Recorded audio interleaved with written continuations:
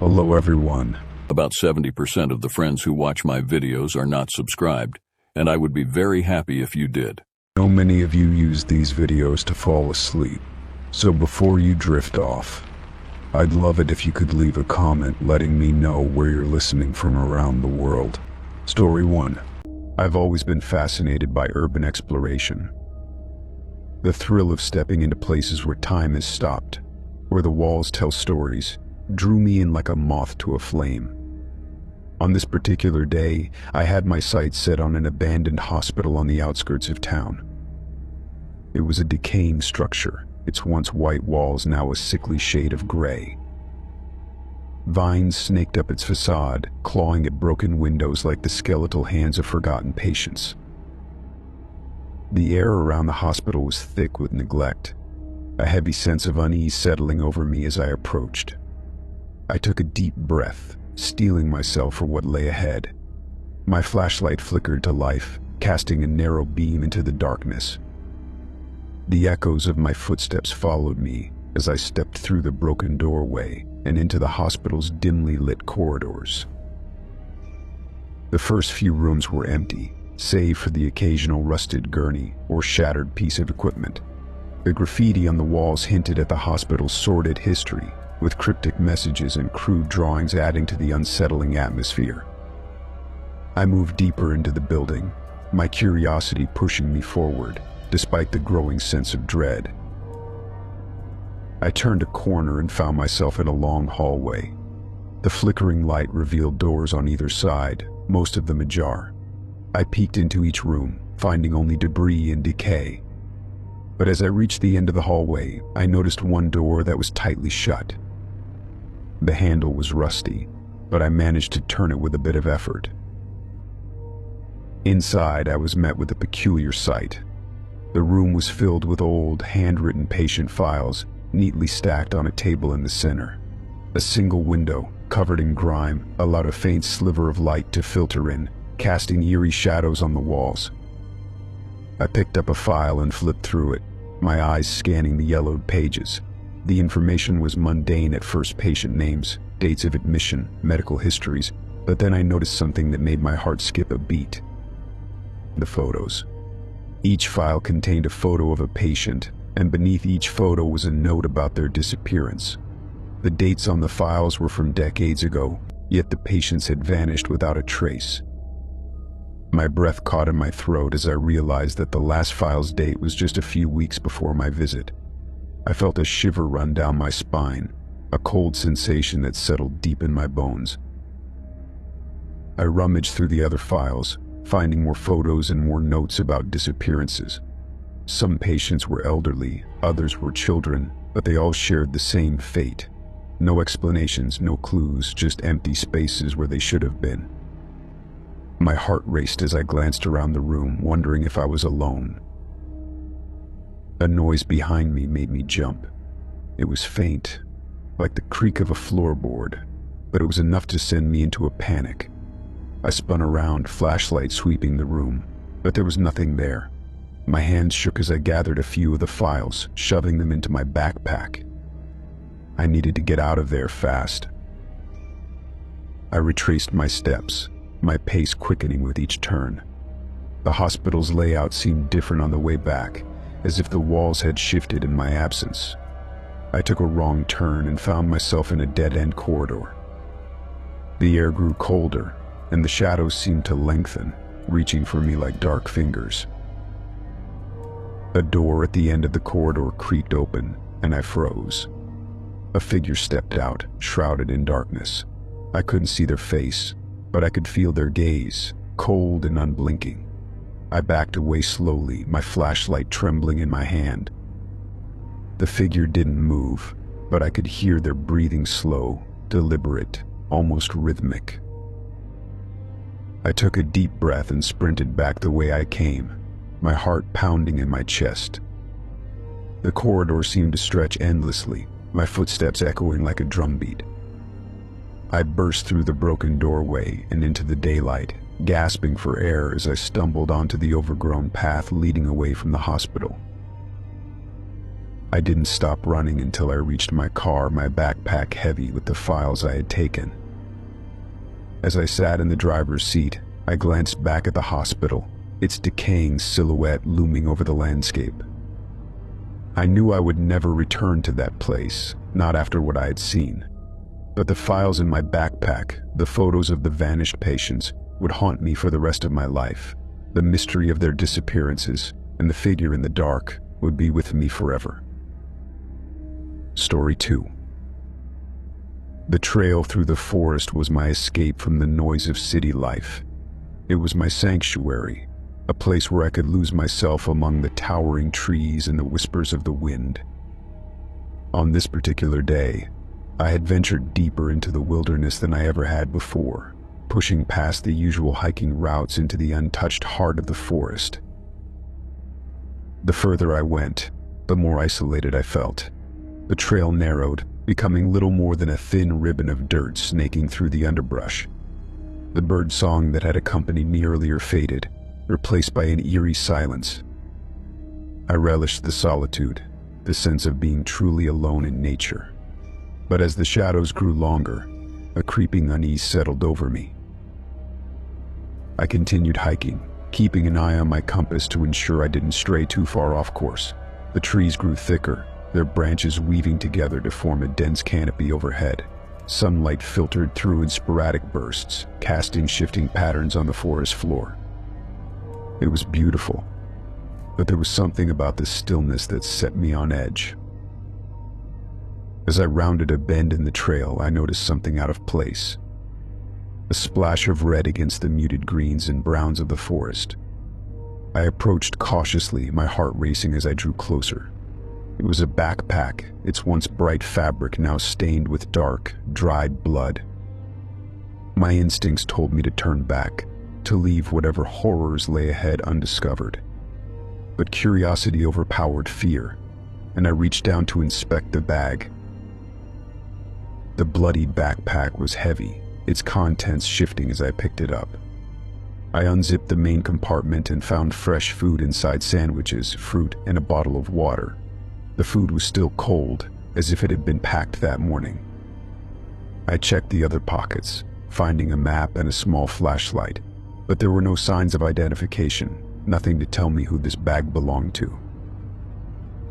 The lack of footprints or signs of human presence made the situation even stranger.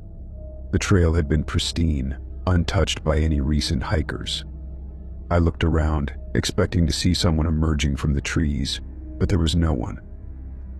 The forest was silent, save for the distant rustling of leaves in the wind.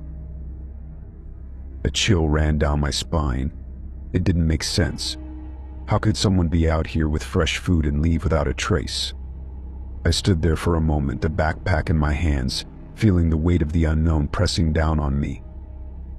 My instincts screamed at me to leave, to put as much distance between myself and the forest as possible.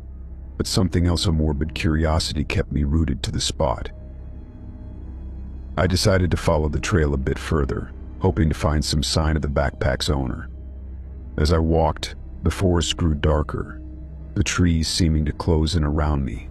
I kept my eyes peeled for any signs of movement, but the only thing I saw were the shifting shadows among the trees. The trail eventually led me to a small clearing. In the center, I saw a crude campsite, a makeshift tent made from a tarp, a smoldering fire pit, and a few scattered items. But there were no signs of life. The air around the campsite was heavy with the scent of smoke, but the fire had long since died out. I searched the area, finding a discarded jacket and a pair of hiking boots, but no people. The bloodied backpack grew heavier in my hands. I felt a wave of nausea as I realized that something terrible had happened here. The absence of people, the bloodied bag, and the fresh food had all pointed to something sinister. I backed away slowly, my pulse quickening with each step. I knew I needed to leave, to get as far away from this place as possible. But as I turned to go, I heard a sound, a low, guttural growl coming from the trees. It was faint, but it sent a shiver down my spine. I quickened my pace, my heart pounding in my chest. The growl grew louder, more insistent, as if whatever was making the sound was closing in on me. I broke into a run, the backpack bouncing against my back as I sprinted down the trail. The forest blurred around me, the branches whipping past my face as I fled. The growl followed me, growing louder with each step. I didn't stop running until I reached the trailhead, my legs trembling with exhaustion. I dropped the bloodied backpack and stumbled into my car, my hands shaking as I fumbled with the keys. As I sped away from the forest, the growl faded into the distance, but the memory of the bloodied backpack and the campsite haunted me. I never returned to that forest, not after what I had experienced. The unanswered questions, the chilling growl, and the bloodied backpack, it was a story I would never forget, a reminder that the wilderness could hide dark and terrifying secrets. Story 3. Working late at the office had become a habit of mine. The quiet hours after everyone had left were peaceful, a chance to focus without the constant interruptions of the day. My office was on the top floor, and as the last one in the building, I often felt like I had the entire place to myself. It was just me, the hum of the fluorescent lights, and the rhythmic clicking of my keyboard. That night, I was finishing up a report that was due the next morning. The clock on my desk blinked 11:43 p.m., the numbers casting a faint glow across my paperwork. I stretched, feeling the stiffness in my shoulders from hours of sitting, and decided to grab a coffee from the break room. As I walked down the dimly lit hallway, I noticed the eerie quiet. Usually I could hear the distant hum of the building's HVAC system or the occasional creak of the floorboards, but tonight it was as if the entire office was holding its breath. I reached the break room, the smell of stale coffee greeting me as I flicked on the light. The pot was empty, so I filled it with water and started a new brew. As I waited for the coffee to finish, I heard the sound of the elevator doors opening down the hallway. It was a soft, mechanical whir, followed by the gentle ding of the elevator arriving. I frowned, wondering who else could be in the building at this hour. I peered down the hallway, expecting to see someone step out of the elevator, but there was no one there. The doors were wide open, the empty elevator car sitting silently in the shaft. A chill ran down my spine as I walked toward the elevator, my footsteps echoing in the empty hallway. I reached out to press the button to close the doors, but they slid shut on their own, the mechanical whirring filling the silence. I shrugged it off, thinking it was just a glitch in the system. Elevators could be temperamental, and maybe it was just a random malfunction. I turned to head back to my office, but as I did, I noticed a light flickering at the end of the hallway. It was my boss's office, the light casting a faint glow through the frosted glass door. I knew I was the last one in the building, and my boss had left hours ago. Why was his office light on? I felt a surge of unease as I approached the door. The office was locked, as it always was when my boss wasn't there. I tried the handle, and it didn't budge. The light continued to flicker, casting eerie shadows on the walls. I knocked on the door, hoping for a response, but there was only silence. My heart raced as I peered through the frosted glass, trying to make out any shapes or movement inside. It was hard to see clearly, but I could make out a faint outline, like someone was sitting at the desk. I knocked again, louder this time, but there was still no answer. I took a step back, my mind racing with possibilities. Had my boss come back to the office without me noticing? Was someone else in there, perhaps a burglar or an intruder? I decided to call security, but when I pulled out my phone, I had no signal. The office was in a tall building, and sometimes the reception could be spotty, but this felt like more than a coincidence. I took a deep breath and decided to go back to my office to use the landline. As I turned to leave, I heard a faint whisper from behind the door. It was soft, almost inaudible, but it sent a shiver down my spine. I froze, straining to hear the words, but it was just a jumble of sounds like a distant conversation. I didn't know what to do. My instincts told me to leave, to get out of the building and call for help from outside. But curiosity got the better of me, and I returned to my office to grab the spare key to my boss's door. I rummaged through my desk drawer, my hands trembling as I searched for the key. As I found it and turned to leave, I heard the elevator doors open again. The soft ding echoed through the hallway, and I knew I had to act quickly. I ran back to my boss's office, the key in hand, and unlocked the door. The light was still on, but the office was empty. The chair behind the desk was turned, as if someone had just left. Papers were scattered across the floor, and a coffee mug was overturned on the desk. The whispering grew louder, like it was coming from all around me. I felt a surge of panic as I backed out of the office, my eyes darting around the empty hallway. The elevator doors were still open, but the car was empty.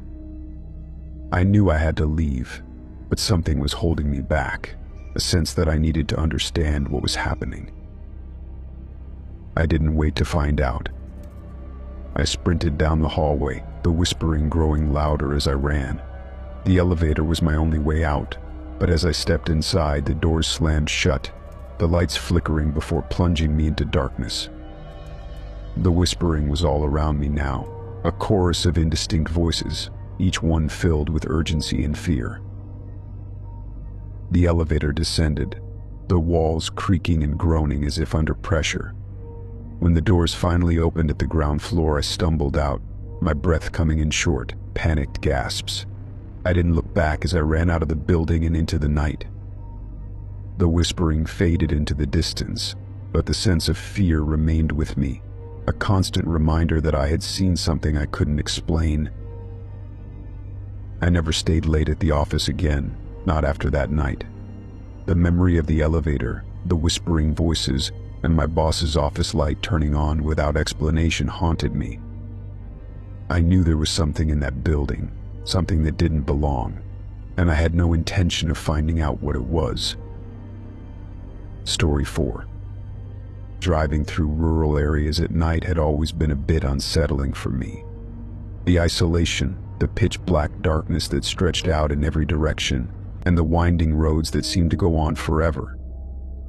But on this particular night, I was in a hurry to get back to the city, and the rural route was the quickest way home. The moon was a faint crescent in the sky, casting just enough light to make out the outlines of the surrounding fields and trees. My car's headlights cut through the darkness, illuminating the narrow road ahead. I was driving at a steady pace, the hum of the engine a comforting constant in the otherwise silent night. About halfway through my journey, my car started to sputter. It was a subtle change at first, just a slight hesitation when I pressed the gas pedal. But as I continued driving, the sputtering grew worse, until the engine finally gave out with a loud cough. The car coasted to a stop on the side of the road, the headlights dimming as the engine died completely. I sighed in frustration, knowing that I was miles from the nearest town and without cell phone service in this remote area. I popped the hood and grabbed my flashlight, stepping out of the car to check the engine. The night air was cool and carried the faint scent of damp earth and pine. The quiet was almost oppressive, broken only by the distant hoot of an owl.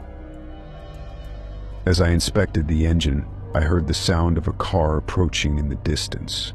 The faint rumble of an engine grew louder, accompanied by the glow of headlights. I felt a surge of relief, thinking that maybe someone could help me get my car started again. I stood by the side of the road, waving my flashlight to signal the approaching vehicle. The car drew closer, a sleek black sedan, but as it reached my location, it slowed to a stop several yards ahead of me. The headlights remained on, casting a blinding glow across the road. I squinted against the light, trying to see who was driving, but the windows were tinted, and I couldn't make out anything through the glare. I waited for a moment, expecting someone to get out and offer assistance, but the car remained still, its engine idling softly. The longer I stood there, the more uneasy I became. There was something off about the way the car had stopped, the way the headlights didn't dim or flicker. It was as if the car itself was watching me. I called out, asking if anyone was there, but there was no response. The silence was unnerving, broken only by the occasional rustle of leaves in the wind. I took a cautious step forward, my flashlight pointed at the sedan, hoping to catch a glimpse of the driver. But as I moved, the car's engine roared to life, and it reversed abruptly, tires screeching as it sped backward down the road. I stood there, stunned, as the sedan disappeared into the night, its headlights fading into the distance. My heart raced, a mix of confusion and fear coursing through my veins. I didn't know what to make of it. Why had the car stopped only to leave without a word?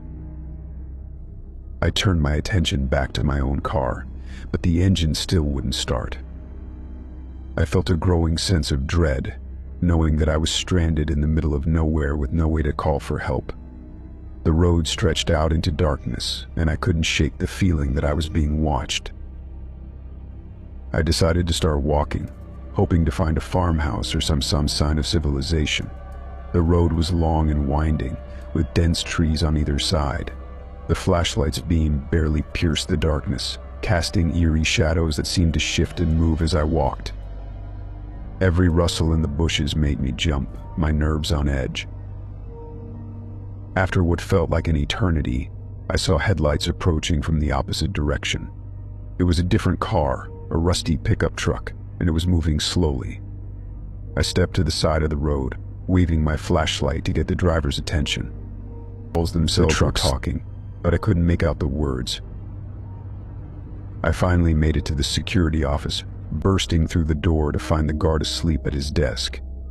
I shook him awake, my words tumbling out in a frantic rush. He looked at me with bleary eyes, his expression one of disbelief. "You sure you didn't just imagine it?" he asked, yawning. I knew what I had seen, but I couldn't prove it. There were no cameras in the gym, and the graffiti was just symbols and random words. I felt a sense of helplessness, realizing that whatever was happening, I was on my own. The next day, I noticed more graffiti, this time in the teacher's lounge. It was the same symbol I'd seen in the stairwell, but it was larger, more elaborate.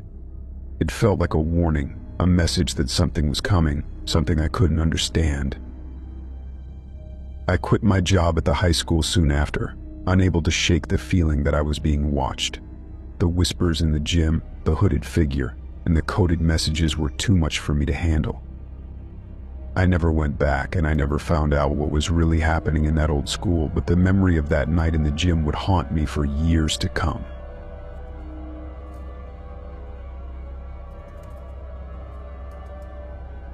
Story 8.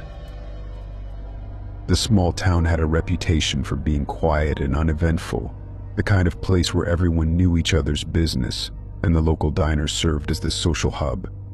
But recently, things had taken a dark turn. People had started disappearing, vanishing without a trace. It wasn't just a few isolated cases, it was a pattern, a chilling string of disappearances that had left the town on edge. As a freelance investigator, I was used to digging into mysteries, but this one had me stumped. There were no leads, no clues, just empty spaces where people used to be. I spent days interviewing locals, searching for anything that might give me a hint about what was happening. The more I asked, the more I realized that the townspeople were nervous, reluctant to talk about the disappearances, as if discussing them might bring bad luck. One day I found myself in an old bookstore on the outskirts of town. It was a dusty, cluttered place, with creaking wooden floors and shelves stacked with books from floor to ceiling. The owner was a reclusive man, always peering at customers from behind his glasses, as if he expected them to cause trouble.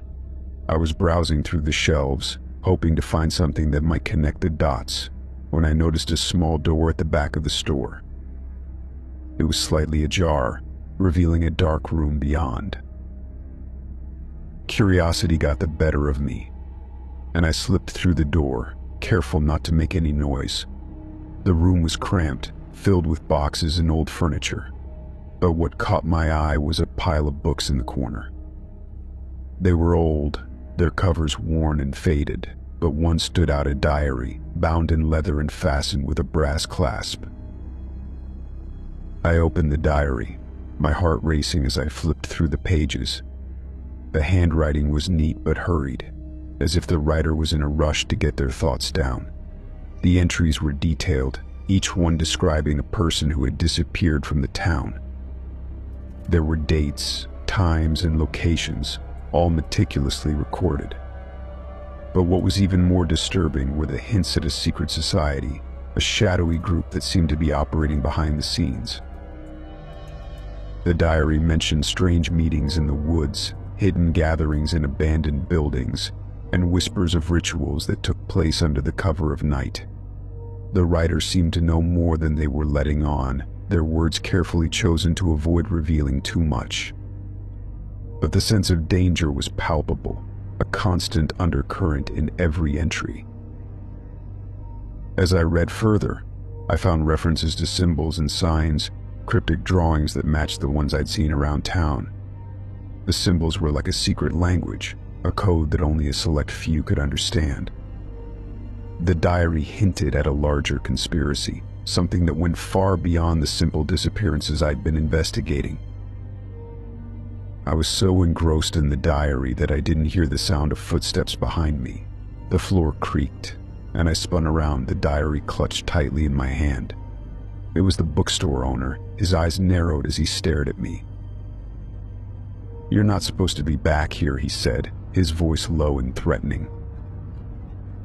I tried to play it cool, pretending I was just curious about the old books, but he wasn't buying it. He took a step closer, his hand reaching out as if to grab the diary from me. I backed away, my instincts telling me to run, but I didn't want to let go of the evidence I had found. "You need to leave," he said, his tone menacing. "This isn't your business." I knew I had to get out of there, but I couldn't just walk away. I needed the diary, the clues it contained, if I was going to solve the mystery of the disappearances. I decided to make a break for it, darting past the bookstore owner and racing toward the front of the store. He shouted after me, his voice echoing off the walls, but I didn't look back. I burst out of the bookstore and into the street, the diary tucked under my arm. The town was quiet, the sun setting behind the buildings, casting long shadows across the pavement. I ran as fast as I could, my heart pounding in my chest, not stopping until I reached my car. I knew I couldn't go back to the bookstore, not after what had happened. The owner was clearly hiding something, and I had a feeling he was connected to the secret society mentioned in the diary. I needed to find a safe place to read the rest of the entries, to piece together the clues and uncover the truth. I drove to a secluded spot on the outskirts of town, a place where I could read without being disturbed. As I flipped through the pages, the diary revealed more about the secret society, a group that had been operating in the town for decades, their activities hidden from prying eyes. The symbols, the meetings in the woods, the rituals, it was all part of a larger plan, one that seemed to revolve around the disappearances. The diary mentioned names, people who were part of the society, and I recognized a few of them from my interviews. It was clear that they were powerful, influential figures in the town, people who could make someone disappear without a trace. I felt a surge of fear, realizing that I was dealing with something far more dangerous than I had anticipated. I knew I couldn't go to the local authorities. The secret society had connections everywhere. I had to take matters into my own hands, to find a way to expose the truth without putting myself in danger. The diary was my only hope, my only weapon against the darkness that had taken hold of the town. I spent the night reading and taking notes, my mind racing with possibilities. The secret society had been operating in the shadows for too long, and I was determined to bring them to light. But as I pieced together the clues, I couldn't shake the feeling that someone was watching me, that the secret society knew I had the diary and was coming to take it back. I didn't know who to trust or where to turn, but I knew one thing for sure: the diary was the key to unraveling the mystery of the disappearances, and I wasn't going to let it go without a fight. The small town had its secrets, and I was determined to uncover them, no matter the cost. Story 9. House sitting for my friend seemed like an easy favor. She had a beautiful home on the edge of town, nestled in a quiet neighborhood surrounded by woods. The place had a cozy feel, with antique furniture and soft lighting that made it feel like a step back in time. She was going to be away for a week, and I was happy to keep an eye on things, feed her cat, and water her plants. But I never expected to stumble upon what I did in her basement. It was the third night of my stay, and I was making my way through the house, turning off the lights and checking the doors. Everything seemed normal, the cat curled up on the couch and the plants thriving in their spots by the windows. But as I passed by the basement door, I noticed something odd. The door was slightly ajar, a sliver of darkness visible through the crack. I was sure I had closed it earlier, but maybe I'd just forgotten. Curiosity got the better of me, and I opened the basement door, flicking on the light switch. The basement was large, with concrete floors and walls lined with shelves filled with boxes and old furniture. It was the kind of place where you stored things you didn't want to throw away but had no use for anymore. I stepped down the creaking wooden stairs, my footsteps echoing in the dimly lit space. As I explored, I noticed a corner of the basement that seemed darker than the rest. The light from the overhead bulb didn't quite reach it, casting it in shadow. I moved closer, my eyes adjusting to the dimness, and that's when I saw a trapdoor, hidden behind a stack of old crates. It was wooden, with a rusted metal handle, and it was slightly open, as if someone had recently used it. My heart raced as I lifted the trapdoor, the creak of the hinges sending a shiver down my spine. A narrow set of stairs led down into a pitch-black space below. I hesitated for a moment, wondering if I should leave it alone, but my curiosity pushed me forward. I grabbed my phone, turned on the flashlight, and descended the stairs, each step creaking under my weight. At the bottom, I found a makeshift laboratory. It was a small room, cramped and filled with old medical equipment, rusty surgical tools, glass beakers, and metal trays. There were workbenches along the walls, cluttered with papers and faded photographs. It looked like something out of a horror movie, a place where terrible things had happened. I picked up one of the photographs, holding it under the light of my phone. It showed a person strapped to a table, their eyes wide with fear. There were wires and tubes attached to their body, leading to strange machines in the background. The other photographs were similar, each one depicting a different person undergoing some kind of bizarre experiment. My stomach churned as I realized what I had stumbled upon. This wasn't just a hidden room, it was a secret lab, a place where someone had been conducting unethical experiments on people. I felt a surge of panic, wondering who had built this place and what had happened to the people in the photographs. I knew I needed to leave, to call the police and report what I had found, but I couldn't resist looking through the papers on the workbenches. They were covered in scribbled notes and diagrams detailing the experiments and the results. It was all technical jargon, but the general idea was clear: someone had been trying to manipulate human behavior to control the mind in ways that were unnatural. As I reached for another photograph, I heard a noise from above. It was faint, like the creak of a floorboard, but it was enough to make me freeze. I listened, my heart racing, as the sound grew louder, like someone was moving around in the basement. I knew I had to get out of there to escape before I was discovered, but the narrow staircase felt like a trap. I grabbed a few of the papers and photographs, shoving them into my pocket, and headed for the stairs. The creaking grew louder as I climbed, the footsteps approaching the trapdoor from above. I was almost at the top when the trapdoor swung open, a shadowy figure silhouetted against the light. I panicked, my mind racing with thoughts of being caught in this hidden lab. I stumbled backward, my foot slipping on the stairs, but I caught myself before I fell. The figure stood at the top of the stairs, blocking my escape. I couldn't see their face, just the outline of their body against the light from the basement. Without thinking, I lunged forward, pushing past the figure and scrambling out of the trapdoor. The basement was a blur as I ran for the stairs, my heart pounding in my chest. I could hear the figure chasing after me, their footsteps heavy and deliberate, but I didn't look back. I burst through the basement door and into the hallway, slamming it shut behind me. I knew I couldn't stay in the house, not after what I'd found and the danger I was in. I grabbed my keys and ran out the front door, my pulse racing as I sprinted to my car. As I drove away, I could still hear the footsteps in my mind, each step a reminder of the horrors I'd uncovered in that hidden laboratory. I called the police, telling them about the trapdoor and the strange lab in the basement. They said they would investigate, but I knew I couldn't go back to my friend's house. The images from the photographs, the old medical equipment, and the shadowy figure chasing me, it was all too much, too dangerous. I never spoke to my friend about it, never explained why I couldn't house sit for her again, but I knew one thing for sure: the hidden trapdoor in her basement was a doorway to something dark and sinister, and I was lucky to have escaped with my life. Story 10.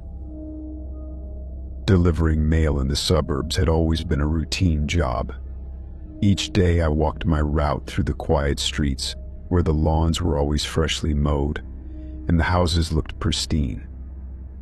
It was the kind of neighborhood where everyone knew each other, where kids played in the streets without a worry in the world. But one house had always stood out. It was at the end of the cul-de-sac, shrouded in overgrown bushes, with windows boarded up and paint peeling from the walls. It had been abandoned for years, a relic of a time when the neighborhood had seen better days. No one talked about the house. It was like a ghost among the immaculate homes. Neighbors avoided it, kids steered clear, and even pets seemed to sense something was off. I always glanced at it when I passed by, feeling a chill run down my spine every time. But nothing prepared me for what I discovered on that sunny afternoon. I was sorting through the mail, making my usual rounds, when I noticed a stack of envelopes addressed to the abandoned house. It struck me as odd, given that no one had lived there for years. The postmark dates were recent, within the past few weeks, and the return address was local. But what caught my eye was the handwriting. It was eerily familiar, the kind of cursive style that seemed to belong to another era. I knew I shouldn't have, but my curiosity got the better of me. I pulled one of the envelopes out of the stack and held it up to the light. The handwriting was precise, each letter flowing into the next with a smooth, almost practiced elegance. It reminded me of my grandfather's handwriting, the kind you rarely saw anymore. I glanced around, making sure no one was watching, and then slipped the envelope into my pocket. It felt wrong, like I was breaking some kind of code, but I couldn't help it. The abandoned house, the recent mail, the familiar handwriting, it was too much to ignore. I finished my route, my mind racing with questions. Who was sending these letters? Why to an abandoned house? And why did the handwriting look so familiar? I couldn't stop thinking about it, the unease growing with each passing minute. That evening, I sat at my kitchen table, the envelope in front of me. I hesitated, wondering if I was crossing a line, but my curiosity pushed me forward. I opened it carefully, the paper crinkling in my hands, and pulled out a single sheet of paper. It was a letter, handwritten in the same elegant cursive. The letter was addressed to someone named John. It was brief, just a few sentences, but the words sent a chill down my spine. It spoke of unfinished business, of secrets that needed to stay buried. There was a sense of urgency in the tone, a warning that something was coming, and it was best to stay away. The letter ended with a cryptic phrase, "Meet me where the shadows fall." I felt a surge of fear, my heart racing as I read the words over and over. Who was John? What secrets needed to stay buried? And where was this meeting place where the shadows fell? The questions swirled in my mind, each one more unsettling than the last. I knew I had to go to the abandoned house to see if there were more clues, but the thought filled me with dread. It was late, the sun had set, and the street was eerily quiet. I grabbed a flashlight and made my way down the cul-de-sac, the darkness pressing in around me. The house loomed ahead, its silhouette stark against the night sky. I felt a chill as I approached, the overgrown bushes rustling in the wind. The front door was boarded up, but there was a side entrance that was partially open, the wood splintered and rotting. I pushed the door open, the hinges creaking loudly. The air inside was musty, filled with the scent of decay. I shone my flashlight around, illuminating broken furniture and cobweb-covered corners. The place was a wreck, like it had been abandoned in a hurry, with no one bothering to clean up the mess. I made my way through the house, my footsteps echoing in the empty rooms. I found the living room, where a faded rug lay across the floor, and an old piano sat in the corner, its keys yellowed with age. It was like stepping into a time capsule, a glimpse into a life long forgotten. But what caught my attention was the wall on the far side of the room. It was covered in old photographs, each one pinned to the wallpaper with rusted tacks. They were black and white, depicting people from decades ago, but what struck me was that some of the faces looked familiar. They were the neighbors, the same people who lived in the houses down the street, but much younger, like they had been taken when the neighborhood was first built. I felt a surge of panic as I realized that these photographs were not just old memories, they were a warning, a reminder of something that had happened in this neighborhood, something that still lingered in the shadows. I heard a noise from upstairs, a faint creaking, like someone was walking along the floorboards. My heart raced as I backed away, my flashlight trembling in my hand.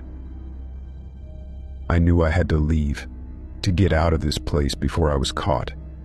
I turned and ran, the darkness swallowing me as I sprinted back through the broken door and into the night. The street was empty, the only sound the distant rustling of leaves in the wind. As I reached my house, I heard the faint sound of a piano playing, a haunting melody that seemed to come from the abandoned house. It echoed through the night, a reminder that some secrets should stay buried, that some places were best left alone. I never returned to the abandoned house, never spoke of what I had found, but I knew one thing for sure: the quiet suburban neighborhood wasn't as safe as it seemed, and the past had a way of coming back to haunt you.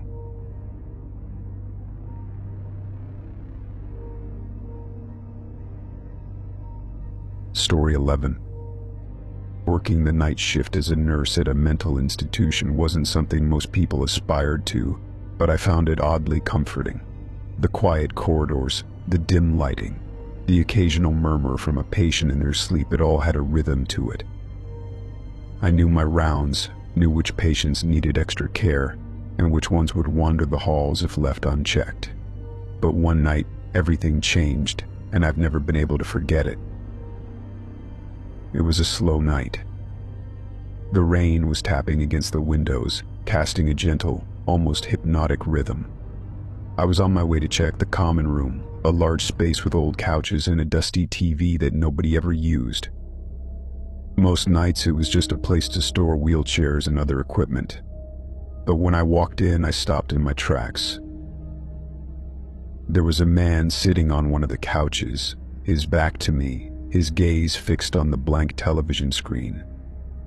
At first I thought it was one of the new patients. Sometimes they wandered when they couldn't sleep, but something about his posture made me uneasy. He was sitting perfectly still, his shoulders squared, his hands resting on his knees. It was like he was waiting for something. I approached him slowly, my footsteps barely making a sound on the linoleum floor. As I got closer, I recognized him. It was Mr. Barnes, a patient who had been discharged years ago. He'd had a long history of mental illness, but he'd shown remarkable improvement and was deemed fit to leave the institution. Yet there he was, in his usual spot, staring at the blank screen. I felt a chill run down my spine. This couldn't be right. I checked the security logs, flipping through the papers on the desk in the corner of the room. There was no record of Mr. Barnes being readmitted, no mention of him even visiting the institution. It was as if he had appeared out of nowhere. I turned back to him, my voice gentle but firm. "Mr. Barnes, what are you doing here?" He didn't respond, didn't even acknowledge my presence. He just kept staring at the television, his eyes unblinking. I felt a surge of panic, wondering if he was in some kind of trance, but when I reached out to touch his shoulder, he flinched, his whole body tensing. "It's okay," I said, trying to soothe him. "You're not supposed to be here. Let's get you back to your room." He turned to look at me, and his eyes were filled with fear. "They're coming," he whispered, his voice barely audible. "They never really left. They're watching us." I felt a shiver run down my spine. His words were so quiet, yet they seemed to echo through the room. I tried to reassure him, telling him that nobody was coming, but he just shook his head, his gaze returning to the television. I knew I had to get him out of there, but I was hesitant to use force. I called for backup, radioing the security guard on duty. When he arrived, I explained the situation, showing him the security logs that proved Mr. Barnes shouldn't be here. The guard was just as baffled as I was, but he didn't hesitate to escort Mr. Barnes out of the common room. As we were leading him back to his room, he started to mutter to himself, his words incoherent but filled with anxiety. He kept glancing over his shoulder, as if expecting to see someone following us. I felt a sense of dread, wondering what he had seen, what had brought him back to the institution after all these years. We got him back to his room and made sure he was comfortable. I called the head nurse, explaining the situation, and she promised to look into it in the morning. But I couldn't shake the feeling that something was wrong, that there was more to this than a simple mix-up. The rest of the night was uneventful, but I kept thinking about Mr. Barnes, about the fear in his eyes and his whispered words about them coming back. I went over the security logs again, searching for any clue, but there was nothing. It was as if he had never existed, as if he had been erased from the institution's records. The next day I came in early, eager to hear what the head nurse had found. She greeted me with a confused expression, telling me that there was no record of Mr. Barnes being a patient, not in the past or the present. I insisted that he had been there the night before, but she just shook her head, dismissing it as a hallucination or a dream brought on by stress. I knew what I had seen. I had spoken to Mr. Barnes, touched his shoulder, and seen the fear in his eyes, but nobody believed me. The other nurses gave me strange looks, as if I had lost my mind. Even the security guard who had helped me escort him back to his room claimed he didn't remember any of it. I felt like I was losing my grip on reality, like the institution itself was playing tricks on me. I couldn't stop thinking about Mr. Barnes, about his warning that they were watching. I started to see shadows moving in the corners of my vision, hear faint whispers in the empty hallways. It was as if the institution had come alive, its walls breathing with hidden secrets. I quit my job soon after, unable to handle the growing sense of unease. The night shift at the mental institution had become a nightmare, a place where reality and delusion blurred into one. I never went back, never spoke of what I had experienced, but I knew one thing for sure: something was watching. something that didn't belong in this world, and it was waiting for the right moment to make its presence known. Story 12.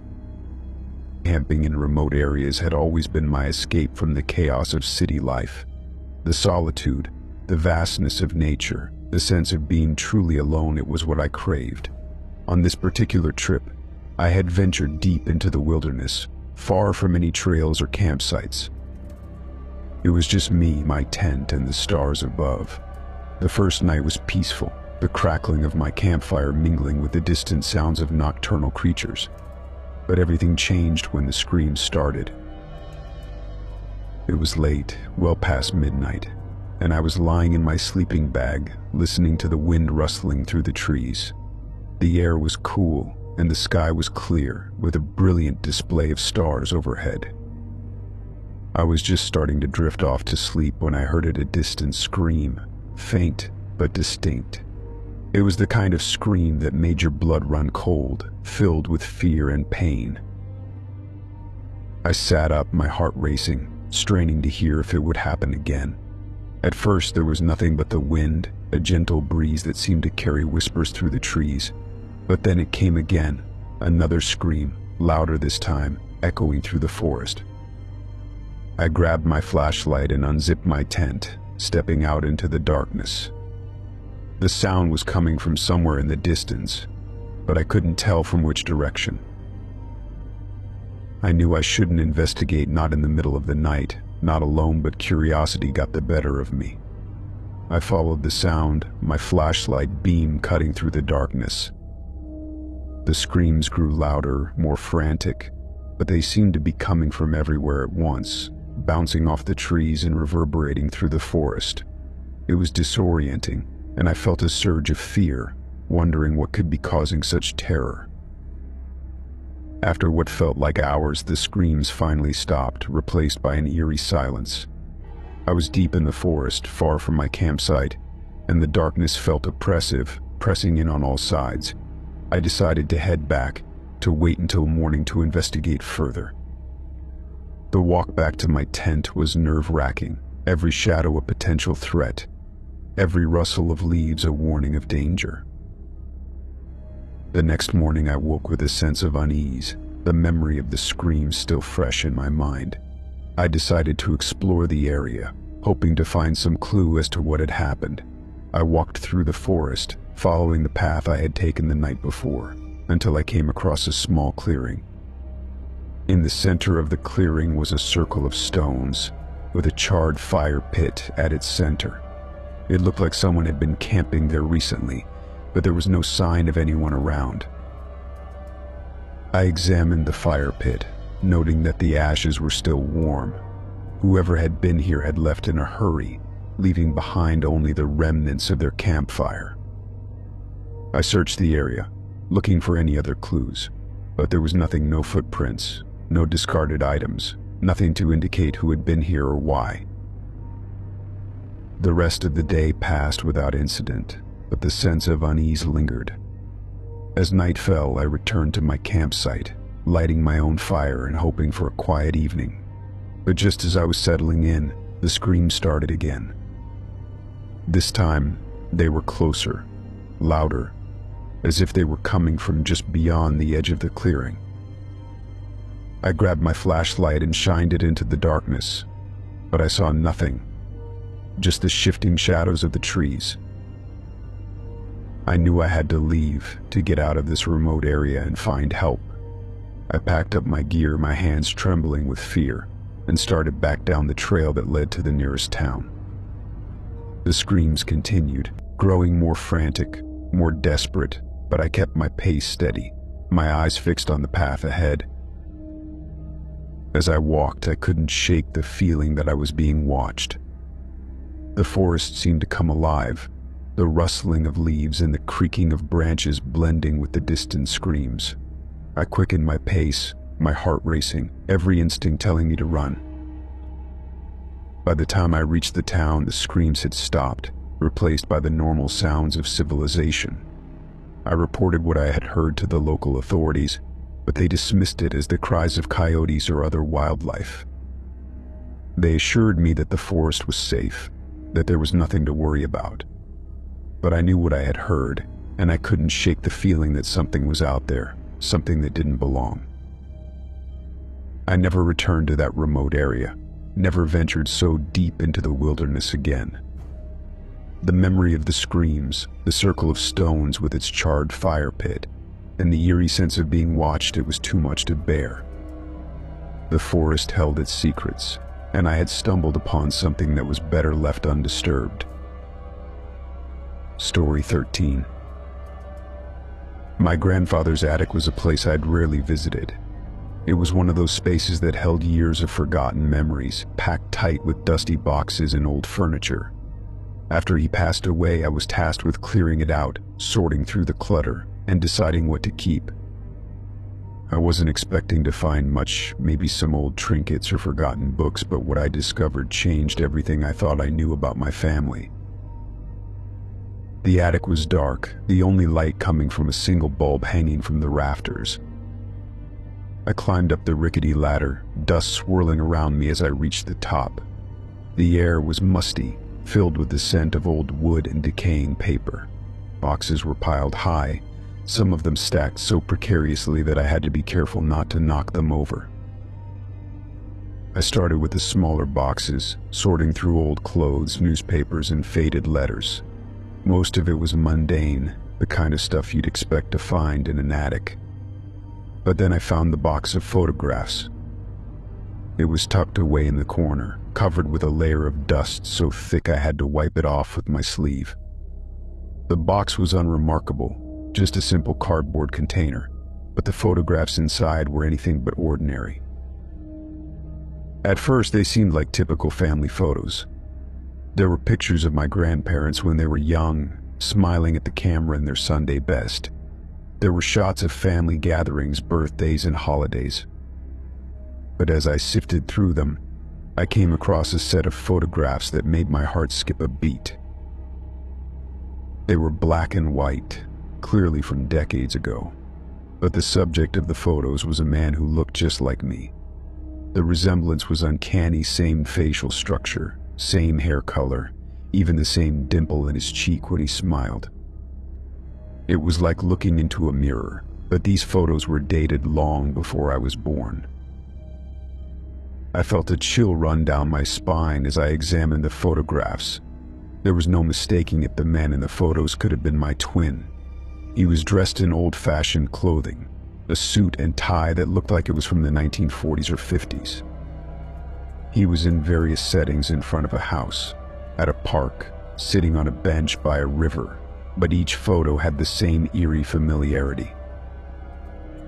I turned the photographs over, searching for any clues. Some had dates written on the back, all from the mid-20th century, but there were no names, no identifying information. I checked the other photos in the box, hoping to find a connection, but there was nothing. It was as if this man had been erased from our family history, leaving behind only these haunting images. I couldn't shake the feeling that something was wrong, that there was a mystery here that needed solving. I took the photos downstairs and showed them to my parents, hoping they might have some answers. But they were just as confused as I was. My father swore he'd never seen the man before, and my mother suggested it might be a distant relative, someone who bore a striking resemblance to me. But I couldn't accept that explanation. The resemblance was too strong, too exact. I decided to dig deeper, to see if I could find any records or documents that might shed light on who this man was and why he looked just like me. I spent hours searching through old family albums, digging through the attic, and even asking distant relatives if they knew anything about him. But I came up empty-handed. The more I searched, the more obsessed I became. I couldn't stop thinking about the photographs, about the man who seemed to share my face but had lived decades before I was born. I started to have dreams about him, vivid images of him walking through the same places I did, his presence like a shadow that followed me everywhere. One night, I had a particularly vivid dream. I was in my grandfather's attic, but it was different, cleaner, brighter, like it had been restored to its former glory. The man from the photographs was there, standing in the corner, his back to me. I called out to him, asking who he was, but he didn't turn around. Instead, he raised a hand and pointed toward the window, where the moonlight streamed in through the dusty glass. I woke up in a cold sweat, my heart racing. The dream felt so real, so immediate, that I couldn't shake the sense of urgency. I returned to the attic, retracing my steps, hoping to find something I'd missed. And then I saw at the window, partially obscured by boxes, with a small latch at the bottom. I moved the boxes aside and opened the window, the old hinges creaking as I pushed it open. There was a small ledge outside, barely wide enough to stand on, but I could see something tucked into the corner. It was a small envelope, weathered and yellowed with age. I reached out and grabbed it, feeling a surge of anticipation as I carefully opened it. Inside was a single piece of paper, folded neatly. It was a letter, written in the same handwriting I'd seen on the back of the photographs. It was from my grandfather, addressed to my future grandson. The letter was short, but it explained everything. The man in the photographs was his twin brother, a brother he never spoke of, who had disappeared under mysterious circumstances. The letter hinted at a family secret, a rift that had torn the brothers apart, but it didn't go into detail. I felt a mix of relief and sadness as I read the letter. The mystery of the man in the photographs was solved, but it left me with more questions than answers. What had happened to my great-uncle? Why had my grandfather never mentioned him? And what was this secret that had caused such a deep rift in the family? I knew I had to dig deeper to uncover the truth behind my family's history. The photographs, the letter, and the dreams, they were all pieces of a puzzle that I was determined to solve. I would not let my great-uncle's memory fade into obscurity, and I would uncover the secrets that had been hidden for far too long. The attic had opened a door to the past, and I was ready to step through it, no matter what I might find on the other side. Story 14. The subway was my preferred way to get home from work. It was efficient, usually on time, and gave me a chance to decompress after a long day. I usually kept my head down, earbuds in, trying to blend into the crowd. But that night everything felt off. It started with a man in a long coat standing at the far end of the platform, watching me intently. At first I thought he was just another commuter, but his gaze never wavered, even as the crowd shifted and moved. I tried to ignore him, focusing on the music in my ears, but I could feel his eyes on me. The train arrived and I stepped into the crowded car, hoping he would stay behind. But he followed, positioning himself at the opposite end, his coat brushing the floor as he leaned against the metal pole. I couldn't make out his features. His face was hidden beneath a wide-brimmed hat, but I could sense his focus on me, as if he were studying my every move. The train rumbled through the tunnels, the fluorescent lights flickering overhead. I glanced around, hoping to find someone else watching him, someone else noticing how out of place he seemed. But the other passengers were absorbed in their own worlds, reading, sleeping, staring at their phones. No one seemed to notice the man in the long coat. My usual stop was coming up, and I decided to get off, thinking he would continue on with the train. I stepped onto the platform, the familiar smell of oil and damp concrete filling the air. But as I glanced back, I saw him stepping off too, his long coat sweeping behind him as he moved through the crowd. I felt a surge of fear, wondering why he was following me. I walked quickly, weaving through the throngs of people heading for the exits. I took a different route than usual, hoping to lose him in the crowd. But when I glanced over my shoulder, he was still there, keeping his distance but never losing sight of me. It felt like a game of cat and mouse, but I was the one being hunted. I decided to confront him, to turn around and demand to know why he was following me. I spun on my heels, ready to face him, but he was gone. The platform was crowded, but he had vanished, disappearing into the sea of people. I felt a chill run down my spine, wondering how he could have vanished so quickly. As I stood there, catching my breath, I noticed something on the ground. A small envelope, lying just a few feet from where I'd turned around. It was plain, with my name written in large, bold letters across the front. I picked it up, my hands trembling as I turned it over. There was no return address, no postmark, just my name, scrawled in thick black ink. I opened the envelope, my heart racing, and pulled out a single sheet of paper. It was a handwritten note, brief but direct. "You shouldn't have come here. Leave before it's too late." The words sent a shiver down my spine, each letter sharp and jagged, as if written in haste. I looked around, expecting to see the man in the long coat watching from the shadows, but there was no sign of him. The platform was bustling with people, but I felt utterly alone, as if I were the only one who knew something was wrong. I knew I had to leave, to get out of the subway and find a safe place to think. I took the stairs two at a time, my footsteps echoing in the stairwell. The words of the note repeated in my mind, each repetition adding to my sense of urgency. I reached the street, the city lights casting a harsh glow, and I blended into the crowd, hoping to lose myself among the pedestrians. As I walked, I kept glancing over my shoulder, expecting to see the man in the long coat following me. But he was nowhere to be seen, as if he'd vanished into thin air. I found a coffee shop, a small place with dim lighting and quiet corners, and I took a seat by the window, my back against the wall. I knew I needed to figure out who the man was and why he'd left me that note. The warning was clear, but it raised more questions than it answered. What was I supposed to leave? The subway, the city, and why was it too late? I felt a surge of frustration, the uncertainty gnawing at me like a persistent itch. I decided to go to the police, to show them the note and explain what had happened. But as I reached into my pocket, the envelope and the note were gone. I searched my pockets, the floor beneath the table, even the path I took to get to the coffee shop, but there was no sign of it. It was as if the warning had never existed, as if it had been a figment of my imagination.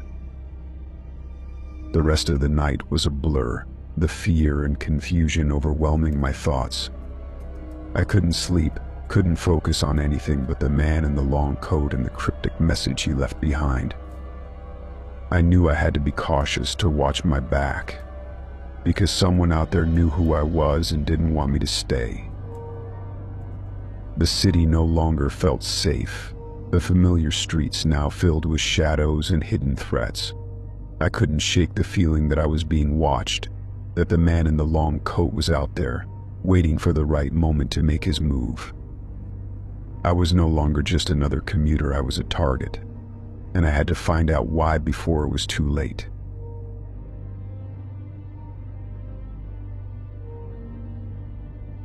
Story 15. The old mansion was an architectural marvel, a relic of a bygone era with ornate woodwork and towering stone facades. My crew had been hired to renovate the place, to bring it back to life after decades of neglect. The mansion had a reputation in town, with stories of hidden passages and ghostly apparitions. Most people brushed it off as folklore, but the truth was even more unsettling. We'd been working on the ground floor, tearing down old plaster and reinforcing the structure. The dust was thick in the air, and the sound of hammers and saws echoed through the empty halls. It was hard work, but we were used to it. The mansion was full of surprises, hidden compartments in the walls, secret staircases leading to nowhere, but nothing prepared us for what we found behind the false wall. It was during the afternoon shift. We were working in what used to be the library, a grand room with floor-to-ceiling bookshelves and a massive fireplace at one end. As we removed a section of the wall, one of the workers noticed a hollow sound when he struck a particular spot. It was subtle, almost imperceptible, but enough to pique our curiosity. We cleared away the plaster and found a seam, a thin line where the wall met the floor. It was a hidden door, cleverly disguised to look like part of the structure. We pried it open, expecting to find a storage closet or maybe an old passageway, but what we discovered was far more disturbing. The room was small, barely large enough to stand in. It had no windows, no light fixtures, just stacks of missing person posters piled high against the walls. They were old, yellowed with age, but the faces on the posters were hauntingly familiar. They were people from town, individuals who had vanished without a trace over the years. I recognized some of the names, stories that had made headlines and then faded into obscurity. But what sent chills down my spine was the message scrawled across the top of each poster. "I know where they are." The words were written in bold, jagged letters, as if they were etched into the paper with a shaky hand. The message was clear, but its meaning was cryptic, raising more questions than answers. We stood there, staring at the stacks of posters, unsure of what to do. The room felt like a tomb, a place where secrets had been buried and forgotten. I picked up one of the posters and examined it closely. The photo was of a young woman, her smile frozen in time, her eyes full of life. The date on the poster was from a decade ago, but the message across the top seemed fresh, as if someone had written it just recently. I knew we had to report it, to call the authorities and let them handle it, but something held me back, a nagging feeling that there was more to this than met the eye. The hidden room, the missing person posters, the cryptic message, it all felt like part of a larger puzzle, one that I was determined to solve. I took a few of the posters with me, tucking them into my tool belt as we left the hidden room. The rest of the crew continued with the renovation, but I couldn't stop thinking about the message. "I know where they are." Who had written it? And why had they hidden these posters behind a false wall? That night I did some research, looking up the names from the posters. Each one had a story, a history that had been forgotten over time. There were newspaper articles, police reports, and online forums dedicated to the missing. But no one had any answers, no leads that pointed to what had happened to them. I knew I had to dig deeper, to find out who had left the message and why. I returned to the mansion after hours, the place eerily silent without the sound of construction. I made my way back to the hidden room, flashlight in hand, my footsteps echoing in the empty halls. As I entered the room, I noticed something I hadn't seen before, a small piece of paper tucked between the stacks of posters. It was a note, handwritten, but the words were smeared, as if someone had tried to erase them. I could only make out a few words. "They are here. Basement. Don't tell." I felt a surge of fear, the implications of the note sinking in. The basement of the mansion was a labyrinth, a network of rooms and corridors that had long been sealed off. If the missing people were down there, if the message was a clue to their whereabouts, then I had to find out for myself. I descended into the basement, my flashlight casting a dim glow in the darkness. The air was thick with dust and the scent of decay, the walls damp and crumbling. As I explored the maze of corridors, I heard faint sounds like whispers carried on the wind. It was unsettling, the feeling of being watched, as if the walls themselves had eyes. I followed the sounds, my heart racing, until I reached a locked door at the end of a narrow passageway. The lock was old, rusted, but I managed to pry it open with my crowbar. The door creaked as it swung inward, revealing a small room filled with old furniture and broken crates. But what caught my attention was the faint outline of a trapdoor in the floor. I opened the trapdoor, the smell of damp earth wafting up from below. A narrow staircase led down into darkness, the steps slick with moisture. I hesitated for a moment, knowing that whatever was down there might be more than I could handle. But the words of the message echoed in my mind. "I know where they are." I couldn't turn back now, not without finding out the truth. With a deep breath, I descended into the darkness, my flashlight flickering as I made my way down the narrow staircase. The basement held its secrets, and I was about to uncover them, no matter the cost. Each step down the staircase felt like a journey into another realm. The air was thicker here, a mixture of dampness and something else, something metallic and raw. My flashlight flickered, casting fleeting beams of light on the rough stone walls. The whispers I'd heard earlier grew louder, becoming more distinct, but I couldn't make out any words. It was like a chorus of lost voices, overlapping and blending into a haunting symphony. As I reached the bottom of the staircase, I found myself in a narrow corridor that stretched out in both directions. The walls were lined with old pipes, some of which were corroded and leaking, creating small puddles on the floor. The corridor was dimly lit by a few flickering bulbs, but the light barely pierced the darkness ahead. I chose to turn left, feeling my way along the damp walls, my flashlight casting shaky circles of light. The corridor twisted and turned, leading me deeper into the bowels of the mansion. I passed by rusted doors, each one slightly ajar, revealing glimpses of forgotten storage rooms filled with broken furniture and discarded items. But then I reached a door that was different from the others. It was larger, with a heavy iron handle, and it was locked with a massive padlock. The lock was old and rusted, but it still seemed sturdy. I felt a surge of adrenaline, knowing that whatever lay behind this door was important. I used my crowbar to pry the lock open, the metal groaning in protest before it finally snapped. The door swung open, revealing a larger room with a single dim bulb hanging from the ceiling. The walls were lined with metal shelves, and on those shelves were rows of glass jars filled with murky liquid. I approached cautiously, my flashlight illuminating the contents of the jars, specimens, preserved in formaldehyde. They were various body parts, some human, others animal, all carefully labeled with handwritten tags. I felt a wave of nausea, the realization of what I was seeing hitting me like a punch to the gut. This wasn't just a forgotten storage room, this was a laboratory, a place where someone had been conducting experiments, horrific experiments that seemed to blend human and animal elements. The jars were filled with grotesque amalgamations, limbs with claws, faces with fangs, all suspended in a sickly greenish hue. As I backed away, I noticed a table at the far end of the room. It was covered with papers yellowed with age, and a single photograph sat atop the pile. I picked it up, my hands trembling as I turned it over. It was a picture of a group of people, scientists, by the looks of their lab coats, standing outside the mansion. They were all smiling, but there was something unsettling about their expressions, a sense of twisted satisfaction.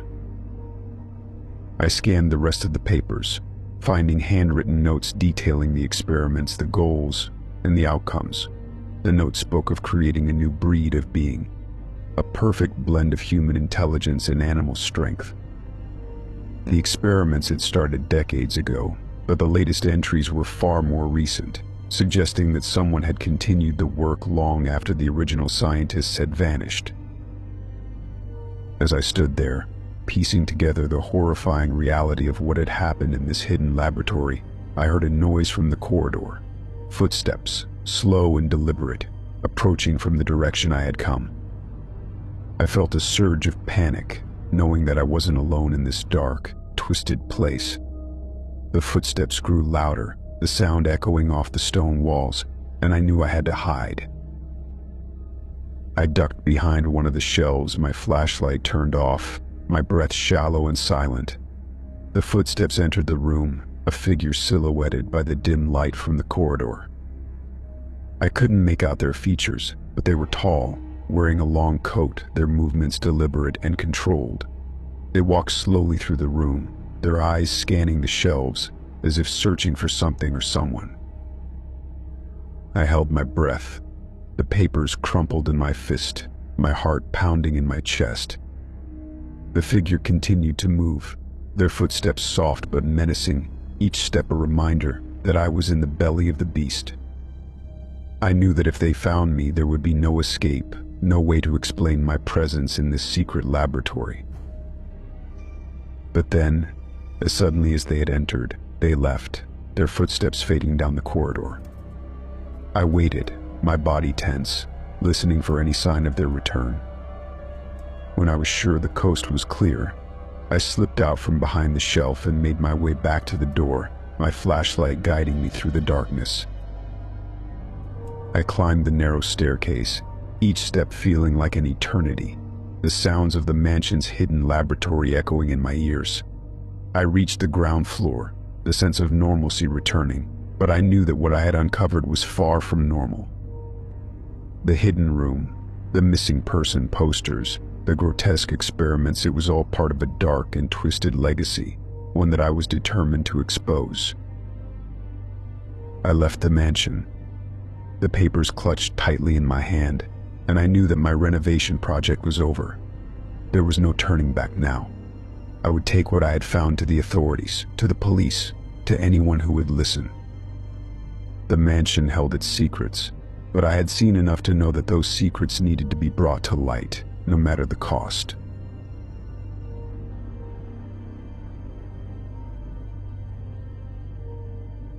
Story 16. Exploring old military bunkers had always fascinated me. The idea of delving into the hidden history of places long abandoned, where shadows of the past lingered like ghosts. This particular bunker was deep in the forest, a remnant from decades ago when the military had a strong presence in the area. It was off the beaten path, overgrown with vegetation, its entrance obscured by years of neglect. But I had heard rumors about its existence, and the thought of uncovering forgotten secrets drew me in. The entrance was a massive steel door half buried in the earth. It took some effort to pry it open, the hinges groaning in protest as I pushed it inward. The air inside was stale and musty, filled with the scent of damp concrete. I clicked on my flashlight, the beam cutting through the darkness, revealing a narrow corridor that stretched into the depths of the bunker.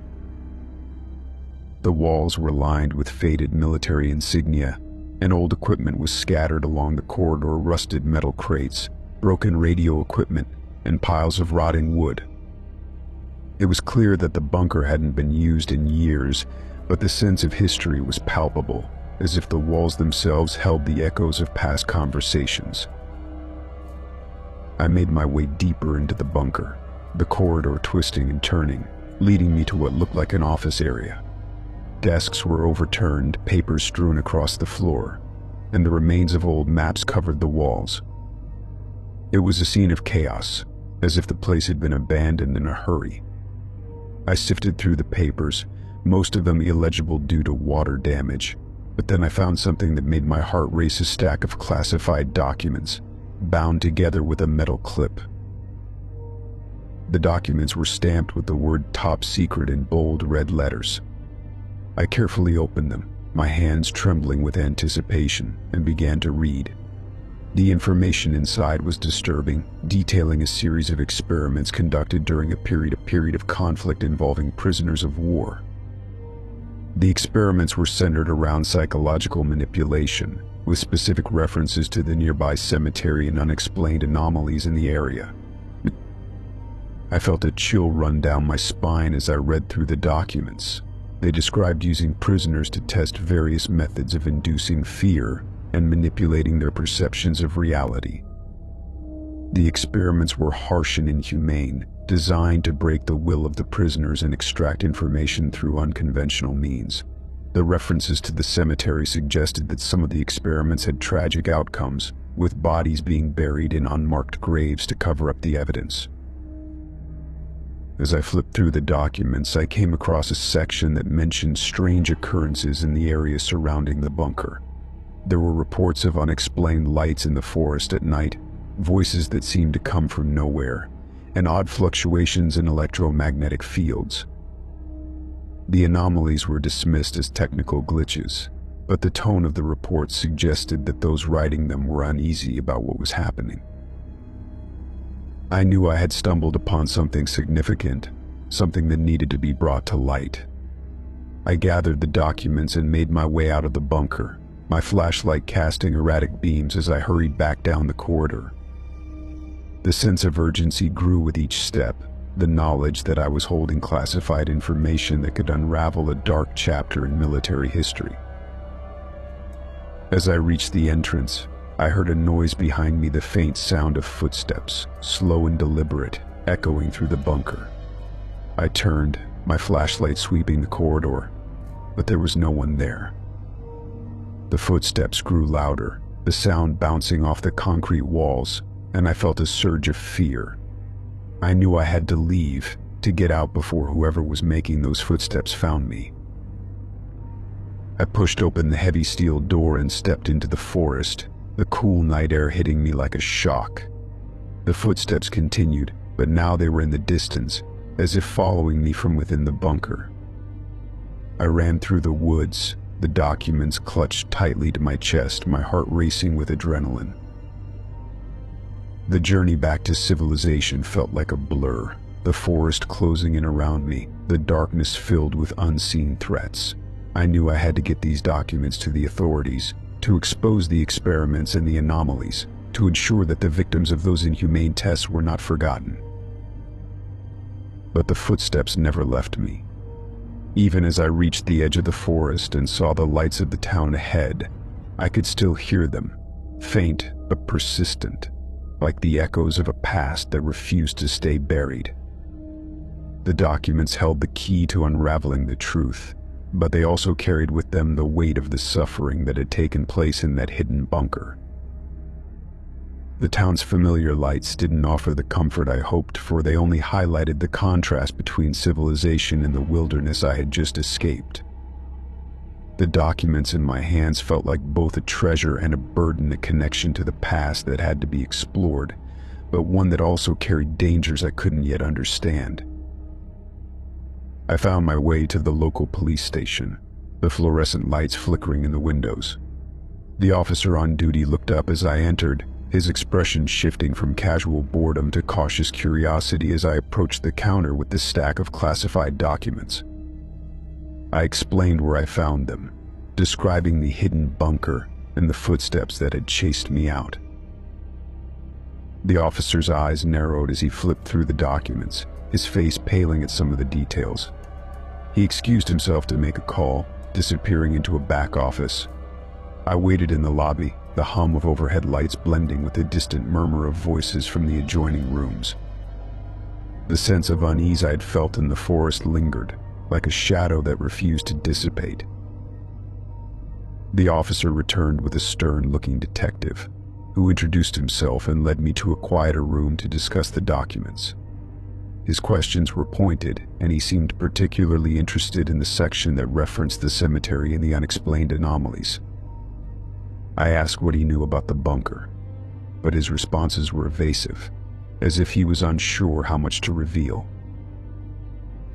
"We'll need to investigate this further," the detective said, setting the documents aside. "But for your safety, I suggest you stay out of the forest. If what you found is accurate, it could be dangerous to go back." I nodded, but I couldn't ignore the nagging feeling that there was more to the story, something the detective wasn't telling me. I left the station, my steps hesitant as I walked back through the town. The streets were quiet, but every shadow seemed to hide something.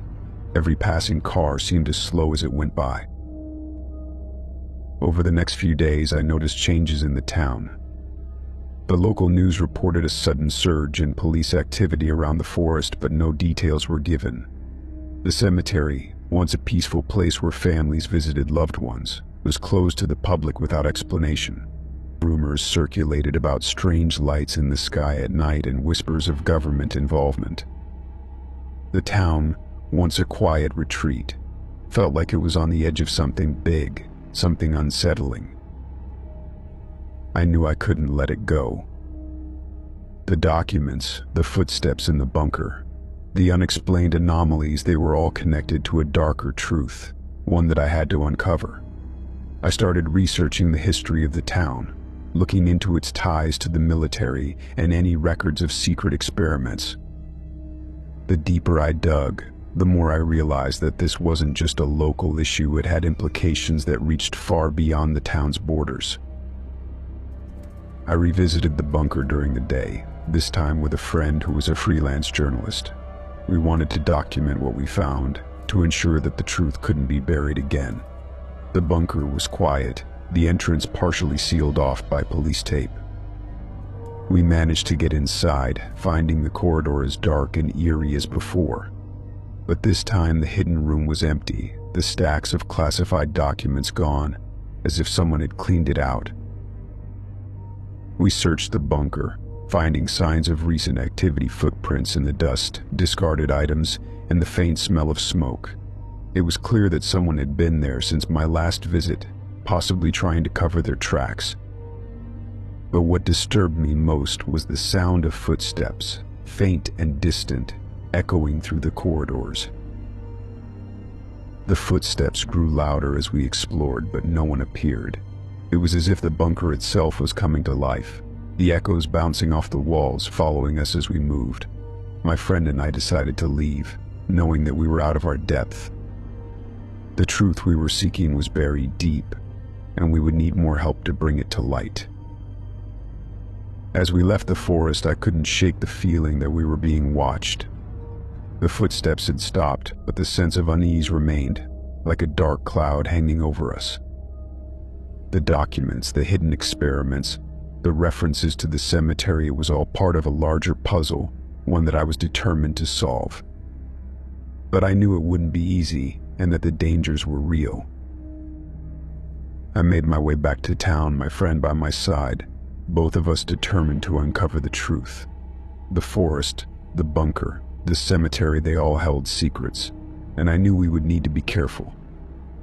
The darkness had its own rules, and if we weren't careful, we might find ourselves on the wrong side of them. Story 17.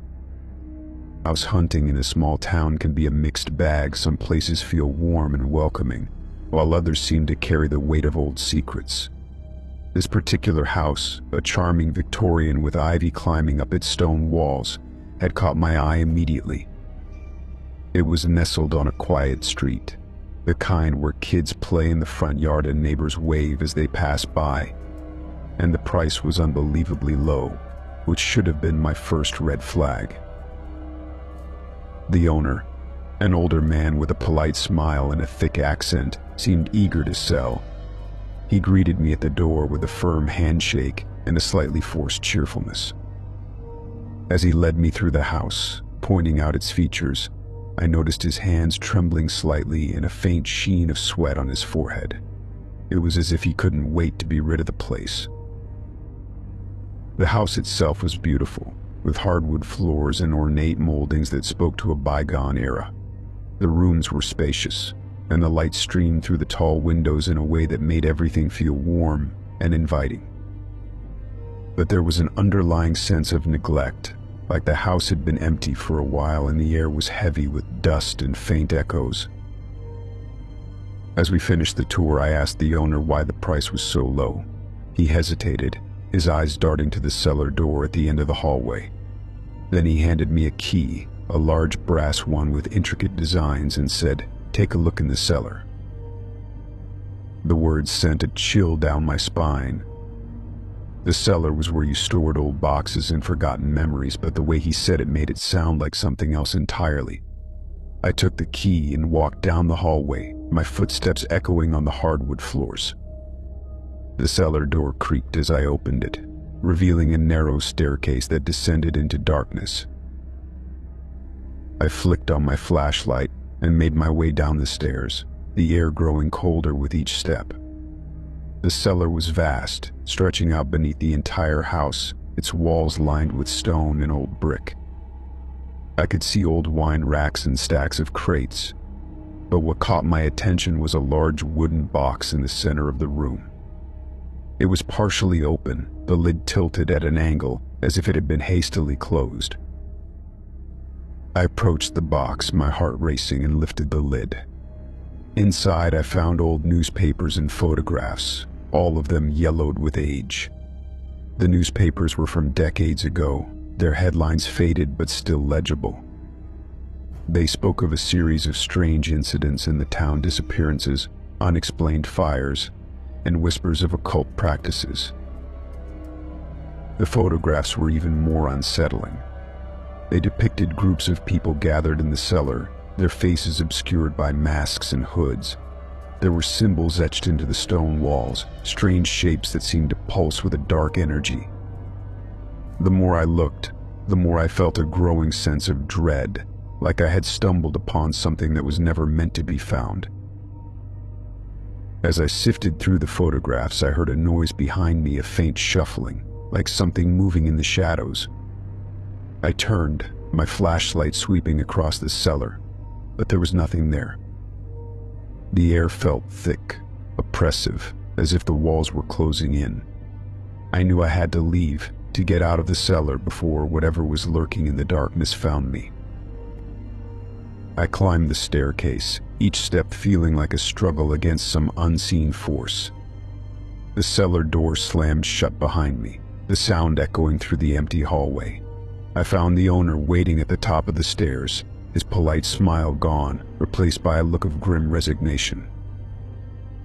"So, do you still want the house?" he asked, his voice low and strained. I shook my head, handing back the key, and left without saying another word. As I walked back down the street, I couldn't shake the feeling that the cellar held more secrets than I had uncovered. The photographs, the symbols, the old newspapers, they were all pieces of a dark puzzle, one that I had no intention of solving. The small town, with its charming houses and friendly neighbors, suddenly felt cold and unwelcoming. I knew that I would never return to that house, and that whatever darkness lay hidden in the cellar would remain a mystery I was content to leave behind. Story 18. Late-night trains have a unique atmosphere, the rhythmic clatter of wheels on tracks, the dimly lit compartments, and the gentle swaying as the landscape passes by in the darkness. I was on one of these trains, a long-haul journey across the country, the kind where you settle into a compartment and let the world outside blur into the night. It was past midnight, and most of the passengers were asleep, their silhouettes faint against the soft glow of reading lamps. I was in the observation car, enjoying the quiet and the view, when I noticed a strange smell. It was subtle at first, like something burning, but it grew stronger, becoming acrid and unpleasant. I thought it might be coming from the snack bar, perhaps something left in the oven too long. But as I walked through the train, the smell persisted, growing more intense as I approached the luggage compartment. It was a heavy, cloying scent that made my eyes water and my throat itch. I checked with the conductor, who was taking tickets a few cars back, but he shrugged it off. "Probably just a mechanical issue," he said, barely looking up from his clipboard. "We get those sometimes. If it gets worse, let me know." His nonchalance didn't sit well with me, but I decided to return to my compartment and try to sleep. I figured it was just one of those quirks of train travel, a small inconvenience that would be fixed at the next stop. But the smell lingered, filling the air with a sense of foreboding. About an hour later, the train slowed, coming to a halt at a small station in the middle of nowhere. It wasn't on the schedule, and there were no signs of a town or other passengers waiting on the platform. The sudden stop was jarring, waking those who had been asleep. People peered out of windows, confused and curious, murmuring questions among themselves. Then I saw the police lights, flashing blue and red, casting eerie patterns on the walls of the train. Officers in dark uniforms boarded the cars, their expressions stern and focused. They moved through the train, searching each compartment, asking passengers to remain seated and keep their hands visible. The atmosphere shifted from curiosity to tension, the air growing thick with unease. I heard the murmur of questions, people wondering what was happening, but the police offered no explanations. They moved with precision, their eyes scanning the passengers, checking bags and luggage racks. When they reached my compartment, the officer asked if I had noticed anything unusual. I mentioned the strange smell from the luggage compartment, and his eyes narrowed. He nodded to another officer, who left to check it out. I felt a surge of anxiety, realizing that something serious might be happening, something far beyond a simple mechanical issue. As the officers continued their search, the train's conductor tried to calm the passengers, assuring them that everything was under control, but his voice lacked conviction, and the tension in the air was palpable. People whispered among themselves, wondering if there had been an accident or if there was some kind of threat on the train. The police continued their search for what felt like an eternity, each moment stretching with uncertainty. When the officer who checked the luggage compartment returned, he was carrying a small bag, carefully sealed and handled with gloves. He whispered to his colleagues, and they quickly left the train, their footsteps heavy on the platform. The conductor announced that the train would resume its journey shortly, but the mood had changed. Passengers were uneasy, their eyes darting around, as if expecting more police to appear. I sat in my compartment, my thoughts racing with possibilities. What was in the bag? Why had the train stopped at this remote station? And why had the police left without giving any explanations? The train eventually started moving again, the clatter of the tracks filling the silence. But the journey had taken on a different tone, one of caution and uncertainty. The other passengers kept to themselves, their whispers subdued, as if they feared drawing attention. I couldn't shake the feeling that I had narrowly escaped something dangerous, something hidden within the train's compartments. The smell, the police, the mysterious bag, it all felt like the beginning of a story that I didn't want to know the ending of. I kept my eyes on the passing landscape, the darkness outside a reminder that some secrets are best left undiscovered.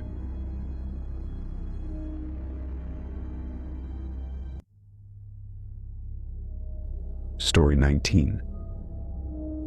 Cleaning crime scenes isn't for the faint of heart. It requires a strong stomach and an even stronger sense of detachment. Over the years, I'd seen my share of grim scenes, each one more haunting than the last. But nothing prepared me for the remote cabin in the woods, where the crime was as gruesome as it was mysterious.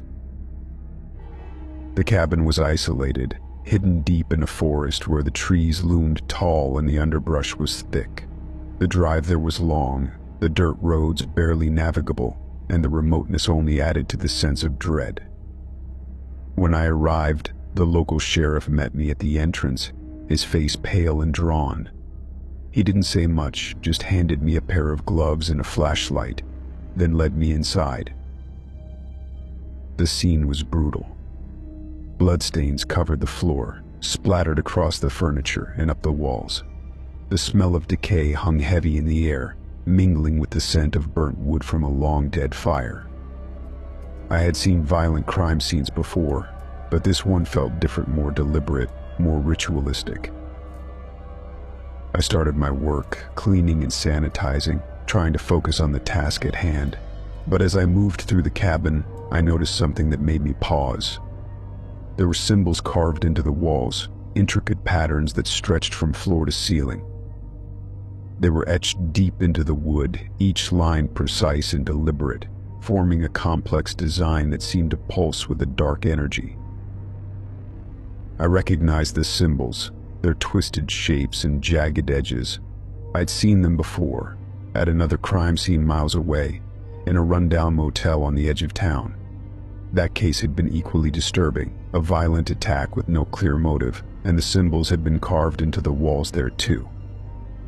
At the time, I hadn't thought much of it, just another grim detail in a gruesome scene, but now, seeing the same symbols in this remote cabin, I knew it couldn't be a coincidence. I asked the sheriff about the symbols, but he dismissed them as just some crazed ramblings. He seemed more focused on the physical evidence, the obvious signs of struggle, and the horrific aftermath.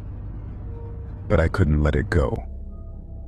The symbols were too deliberate, too precise, and they felt like a message, a warning from someone or something with a darker purpose. As I continued cleaning, I took pictures of the symbols, capturing their intricate designs and the way they seemed to flow across the walls. I wasn't sure what they meant, but I knew they were important, a connection between two crime scenes that couldn't be ignored. The rest of the cleanup was uneventful, though the sense of unease lingered. The cabin felt oppressive, as if the walls themselves were watching me, the carved symbols taking on a life of their own. I finished my work and left, the sheriff thanking me for my efforts and assuring me they'd investigate further. But the symbols haunted me. I couldn't stop thinking about their meaning, about what they might represent. I showed the photos to a friend who was a researcher in ancient symbols and occult practices, hoping he might have some insight. He was intrigued but puzzled, saying he'd never seen anything quite like them before. I knew I had stumbled upon something larger than just a crime scene cleanup. The symbols, the connection between the two locations, and the ritualistic feel of the crime, all of it pointed to a deeper mystery, one that I felt compelled to uncover. I started researching similar cases, looking for patterns, for anything that might tie them together. The more I dug, the more I realized that these weren't isolated incidents. There were reports of similar symbols appearing at crime scenes across the state, each one with a level of violence that suggested a ritualistic motive. It was as if someone or some group was sending a message, one that only a few could understand. I knew I had to be careful, to watch my back, because the symbols felt like a warning. The remote cabin in the woods was just the beginning, the first piece of a puzzle that would lead me down a dark and dangerous path. But I was determined to find out what it all meant, to uncover the truth behind the patterns and the crimes they accompanied. Story 20. The small coastal town was the kind of place where everyone seemed to know each other, where the scent of salt water mixed with the aroma of fried seafood from the local shacks. I was there for a weekend getaway, hoping to enjoy the beach and the peaceful ambience. It was a quiet evening, the sun setting over the horizon, casting a warm glow across the docks. That's when I met the old fisherman, a grizzled man with weathered skin and a beard that looked like seaweed. He was sitting on a bench by the pier, mending a fishing net and humming an old sea shanty. We struck up a conversation, talking about the best spots to fish and the history of the town. His stories were vivid, filled with tales of storms and daring rescues, but one story stood out: a shipwreck from decades ago that had become the stuff of local legend. According to the fisherman, the ship was a trading vessel, carrying a fortune in valuables from distant lands. A sudden storm had struck and the ship had run aground on the rocks just offshore. The crew managed to escape, but the captain had stayed behind, determined to hide a chest filled with treasures somewhere in the town. The storm eventually took the ship, dragging it to the bottom of the sea, and the chest was never found. I was intrigued, asking the fisherman if he knew where the captain might have hidden the chest. He leaned in, lowering his voice, and said he believed it was somewhere in the old lighthouse at the edge of town. The lighthouse had been abandoned for years, its light long extinguished, but locals still whispered about strange lights seen in its windows at night. I asked the fisherman if he could take me to the lighthouse, but he shook his head, a hint of fear in his eyes. "It's not a place to go after dark," he said, his voice almost a whisper. "Strange things happen there. People who go in don't always come out." I wanted to know more, to ask him what he meant by strange things, but before I could, a group of tourists approached, and the fisherman turned his attention to them. I thanked him for the story and headed back to my hotel, planning to visit the lighthouse the next day. The following morning, I returned to the pier to look for the fisherman, hoping to get more details about the shipwreck and the hidden chest, but he was nowhere to be found. I asked around, describing him to the locals, but nobody seemed to know who I was talking about. It was as if he'd vanished without a trace, his presence erased from the town's memory. I was puzzled, wondering if the fisherman had been a figment of my imagination, a ghostly figure conjured by the sea. But I couldn't shake the feeling that his story was true. that the shipwreck and the hidden chest were more than just local legend. I decided to visit the lighthouse to see for myself if there was any truth to his words. The lighthouse stood on a rocky outcrop, its once white walls now gray and weathered. The path leading to it was overgrown, and the wind whipped through the tall grass as I made my way to the entrance. The door was ajar, the hinges rusted, and a sense of foreboding hung in the air. Inside, the lighthouse was dark and decrepit. The stairs creaked as I climbed, each step echoing in the empty tower. As I reached the top, I found the old lantern room, its glass panes cracked and covered in grime. But what caught my attention was a small alcove in the wall, partially hidden by a pile of debris. I cleared away the rubble and found an old chest, its wood splintered and rotting, but still intact. My heart raced as I opened it, revealing a collection of old coins, jewelry, and other trinkets. It was the hidden chest the fisherman had mentioned, the one the captain had buried in the town decades ago. But as I stood there, examining the contents, I heard a faint whisper in the wind, a voice that seemed to come from the sea. It was the fisherman's voice, his words haunting and cryptic. "You shouldn't have come here," he said, his voice carrying on the breeze. "Some secrets are best left buried." I knew I had uncovered something valuable, but the fisherman's warning lingered in my mind. The lighthouse, the shipwreck, the hidden chest, they were all part of a story that had taken a dark turn. I left the lighthouse, the wind howling as I descended the stairs, and returned to the town with the chest in hand. But I knew I would never forget the old fisherman, his mysterious disappearance, and the secrets he had left behind. Story 21. Volunteering at an animal shelter was one of the highlights of my week. The wagging tails, the playful purrs, and the sheer joy that the animals brought to everyone around them made the hard work worthwhile. The shelter was always bustling during the day, filled with people adopting pets and volunteers caring for the animals. But at night, it was a different story. The lights were dimmed, and the shelter became eerily quiet, the cages empty except for the occasional rustling of bedding. One night I stayed late to help with an event, cleaning up after a busy day. As I walked through the shelter, double-checking that all the cages were locked and the animals settled, I noticed something odd. Several cages in the back section had been left open, their doors swinging gently. At first I thought someone had forgotten to lock them, but then I realized that the animals inside were missing. I felt a chill run down my spine. It wasn't like the animals to wander off, especially not from the back section, where the more anxious and less social ones were kept. I called out, hoping to hear the familiar sounds of barking or meowing, but the shelter was silent. I checked with the night staff, asking if they'd seen anyone or noticed anything unusual. They shrugged, suggesting that maybe the animals had slipped out when the staff went home. But the explanation didn't sit well with me. These animals weren't the type to roam, they were scared, often recovering from trauma. Something was wrong, and I had to find out what. I decided to review the security footage, hoping to catch a glimpse of what had happened during the night. The shelter had cameras positioned throughout, including the back section where the cages were now empty.